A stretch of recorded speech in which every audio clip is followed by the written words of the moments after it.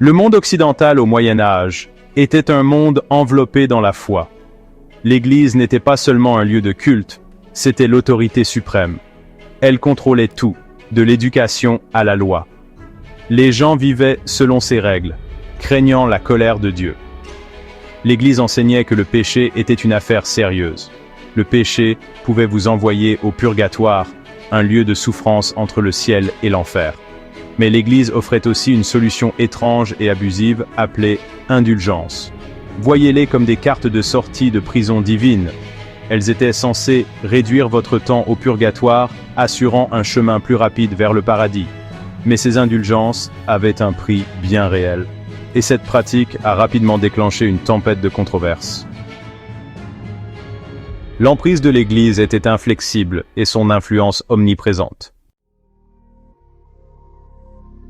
La vente d'indulgences par l'Église n'était pas vraiment un secret. C'était devenu un commerce florissant. Les gens croyaient qu'en donnant de l'argent à l'Église, ils pouvaient acheter le pardon de leurs péchés. Plus vous étiez riche, plus vous pouviez vous offrir d'indulgences et, supposément, moins vous passiez de temps au purgatoire. Vous pouviez même acheter des indulgences pour vos proches décédés. C'était comme payer à l'avance leur billet pour le paradis. Cela a provoqué l'indignation et de vives critiques. Beaucoup ont remis en question les motivations de l'Église. Offrait-il vraiment le salut, ou se contentait-il de se remplir les poches? Pour beaucoup, la réponse semblait de plus en plus claire. La vente d'indulgences est devenue un sujet brûlant, suscitant débats et discussions à travers le pays. Johann Tetzel était un frère dominicain devenu le visage de la controverse sur les indulgences. C'était un prédicateur charismatique, chargé de vendre des indulgences pour financer la construction de la basilique Saint-Pierre de Rome. Le discours de vente de Tetzel était aussi audacieux que controversé.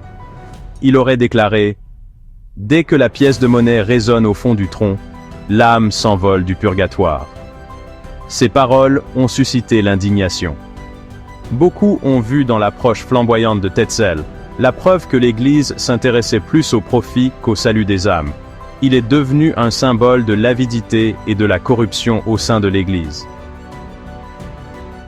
Le rôle de Tetzel dans la controverse reste un chapitre important de l'histoire de l'Église. La controverse entourant les indulgences a atteint son apogée avec Martin Luther. Luther, moine et théologien allemand, était consterné par ce qu'il considérait comme l'exploitation des croyants par l'Église. Il a remis en question l'idée que le salut pouvait s'acheter. En 1517, Luther rédige ses célèbres 95 thèses, une liste d'arguments contre les indulgences. Il les a clouées à la porte de l'église de Wittenberg, en Allemagne. Cet acte de défiance a mis le feu aux poudres. Les paroles de Luther se sont répandues comme une traînée de poudre grâce à l'invention récente de l'imprimerie. Sa contestation de l'autorité de l'Église a trouvé un écho auprès de nombreuses personnes qui partageaient la même désillusion face aux pratiques de l'Église. Cela a marqué le début de la Réforme protestante, un bouleversement majeur du christianisme qui allait changer à jamais le paysage religieux de l'Europe.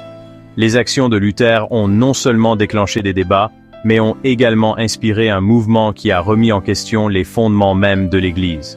La diffusion rapide de ces idées par le biais de pamphlets et d'écrits a alimenté l'élan de la Réforme.